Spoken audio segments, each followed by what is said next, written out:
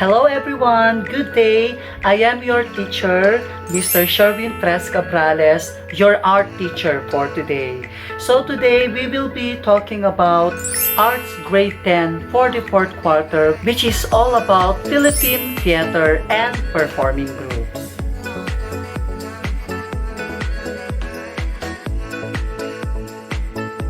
In this lesson, you will deepen your understanding about the world of theater.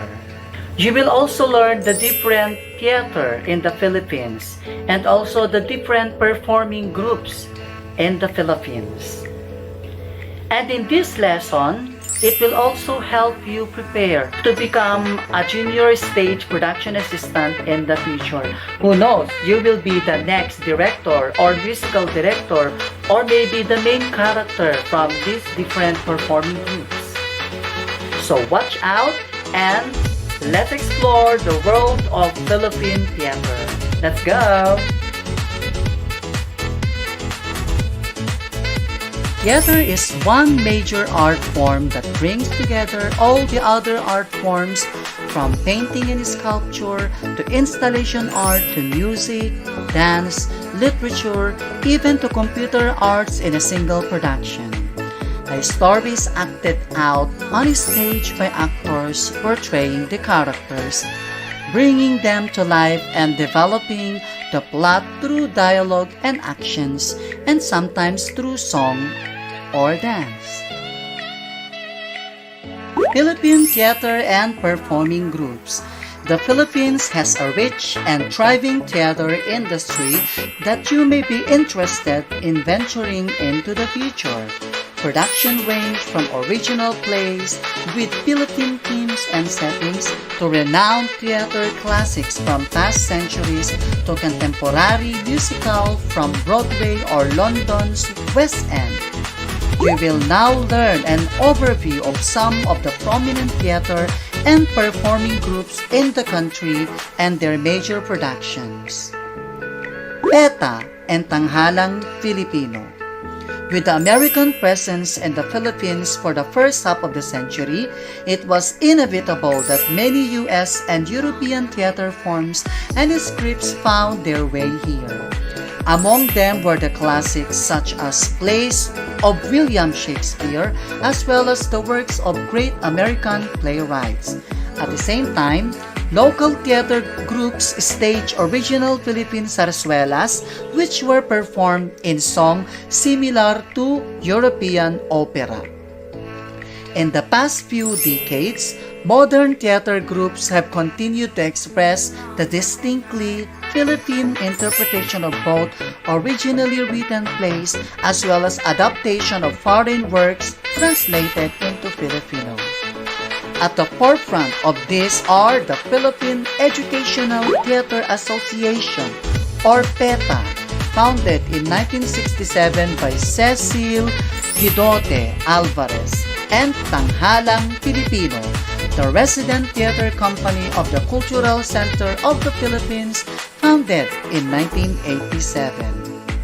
The production of these groups spans the range from daring new presentations of classical works to the spectacle of Philippine myths and legends to commentaries on current and social political issues. Repertory Philippines.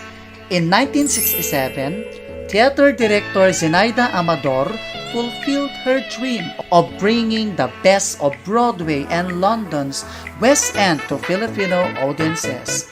Together with actress Bobby Barredo, Amador established Repertory Philippines, a company that only staged English language plays and musical year-round but trained actors and actresses as well. The company continues with the vision to this day. Multi-awarded theater actress and singer Lea Salonga in fact began her career as a child lead in productions of Repertory Philippines. From there, she went on to become an internationally staged superstar in the lead role of Kim in Miss Saigon, putting the Philippines on the world map in terms of theater talent. Also, among Repertory's many notable achievements was the 1993 staging of the international hit musical Les Miserables in Manila with all Filipino cast and production team. In its 2009 season, Repertory added a Filipino classic in English to its productions, a portrait of the artist as Filipino by national artist Nick Joaquin. To date, it continues to offer a mix of productions ranging from literary classics to contemporary satires, comedies, and musicals. Trumpets. In 1990s, the Philippine Theater group Trumpets also began mounting grand production of originally written musicals with a slant towards good values for children and the whole family.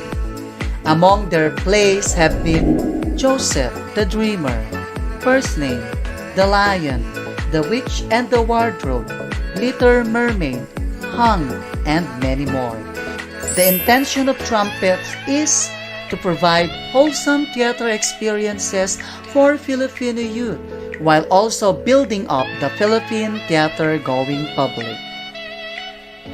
Also making its own distinct contribution to the Philippine theater scene is New Voice Company, established in 1994 by Monique Wilson, also a Repertory Philippine protege who went on a star on the international stage. New Voice has earned a reputation for staging thought-provoking productions on daring and deep topics. Philippine Opera Company. The Philippine Opera Company or POC was founded in 1999 by a group of dedicated classically trained singers led by soprano Carla Gutierrez as artistic directress. The POC seeks to develop performers as well as audiences for classical music performances, both foreign and Filipino. Theater Down South. In 2007, Theater Down South was founded with Philippine Theater mainstay Michael Williams as artistic director. The vision of the company is to widen the reach of stage productions beyond the traditional centers within Metro Manila and therefore develop a broader audience base. Our next topic is all about the roles in a stage production. What are the different roles in a stage production? We have director, producer, set designer, playwright, etc. etc. We will find out. First, we have the producer. Roles in a stage production. Most visible on stage in a theater production are the actors and actresses playing their roles. However, behind the scenes is an entire teamwork which begins months in advance of the actual performance. It is they who support the actors and enable them to truly bring the play to life. While the members of this team may vary depending on how complex or simple the production is, here are the basic roles and most plays require. First, we have the producer. In a professional stage production, this is the person who takes the play from a mere concept to an actual finished presentation. He or she chooses all the team members and assigns them their functions and oversees the casting of the actors and actresses for the different roles. The producer decides on major logistical matters like when and where the play will be staged, the production schedule, and in most cases either finances all the production costs or else sources the funds needed. Number 2 is director. The director is the overall artistic coordinator of the entire production. Like a conductor of an orchestra, the director has a vision of the desired total effect and impact of the performance. With the play's script serving as a musical score, the director ensures that each one in the production hits all the right notes to create a cohesive, seamless performance that will engage the audience. Playwright.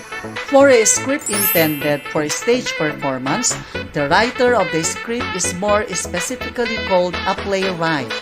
The initial concept or plot may be original and then developed onto a play script, or it may be based on an existing story or another play which the playwright will then adopt to present in a new way. Set designer. The concept and creation of the physical stage setup is the task of the set designer.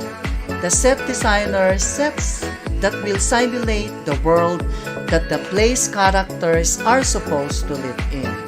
The set may be realistic and filled with authentic details, or it may be minimalist, merely suggesting the setting with a few pieces of furniture or props and a simple backdrop. Lighting director. Coordinating closely with the set designer is the lighting director. The lighting is critical in creating the mood of each scene in the play, highlighting a dramatic moment, signaling the entrance of a character, focusing attention on a specific spot on page, or even providing the blanket of darkness for set and props change. Costume designer. The actors and actresses must look believable in their roles, and much of this is owned to the costume designer. The costume designer decides what attire will not only give the audience a clear sense of the setting, but will also express each character's personality and distinct qualities. Sound designer. Similar to the lighting director, the sound designer serves as a vital role in creating and enhancing the atmosphere of the performance. Sound, in this case, includes music both on stage and as background, which the sound designer may need to source to suit the general time and place of the play as well as a particular scene. Technical director. The technical director shadows the play director throughout the entire production process, from the time the director presents his vision for the play and issues instructions at every rehearsal. The technical director carefully notes how each actor and every member of the stage, sound, lighting, and costume crew need to be coordinated to bring the director's vision to life, ensuring that every instruction is properly executed. Choreographer. In case where a play involves dance in certain scenes, a choreographer is included in the production team. The choreography not only plans out all the dance steps to suit the music, but also rehearses the actors until they are able to perform the dance skillfully while remaining in character on stage. And last, we have the makeup designer. As the costume designer deliberates on the character's main attire, the makeup designer is brought in to plan the hairstyle and makeup to complement the costumes. The work of the makeup designer may be as simple as making the actors look natural for their respective roles based on their character's age and personality and the time and place of the story. But it may also be far more challenging, such as transforming the actors into mythical creatures, animals, a different nationality, or futuristic beings. That ends our TV lesson for Grade 10 Arts Education. Thank you so much for watching, and please don't forget to subscribe and hit like to my YouTube channel, and don't forget to share, because sharing is caring. Once again, this is Mr. Sherwin Fresco Cabrales, your teacher in art. Bye-bye!